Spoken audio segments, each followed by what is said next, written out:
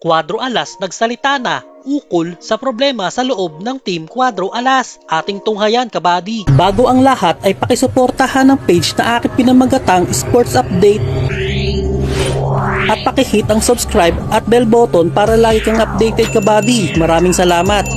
Nagsalita na nga po ang ating former 3 Division World Champion at angas ng Pinas, Janriel Casimero, ukol po sa kasalukuyang issue nito sa kanyang catman na si Stephen Lunas. Giit ni Cuadro Alas na marami na silang kaibigan doon sa Japan na pwedeng maging catman at para makatipid na umano sa gastos, at sa Japan lang naman daw po ito hindi makakasama. Giit pa po ni Casimero na wala na rin umano siyang oras pa para mag-messenger sa kadahilanang mas tinututukan niya ang kanyang training bilang paghahanda sa nalalapit na laban kay Yukinori Oguni. Mensahe pa ni Cuadro Alas na maging masaya na lang daw si Lunas dahil may laban siya at kailangang ipanalo.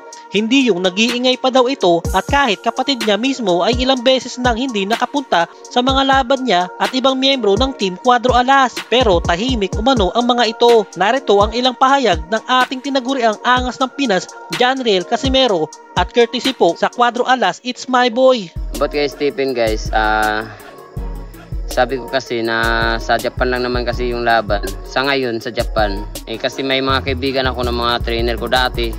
So nandun si Ryan dito, si Ray Orais.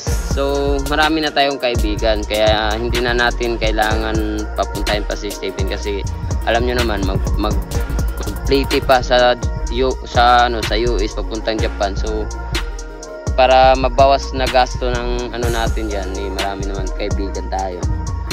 Huwag na kayong mag-distract sa mga natin. Yung tayo, masaya tayo na may laban tayo, mapapalapit at mapapanalo natin yung laban.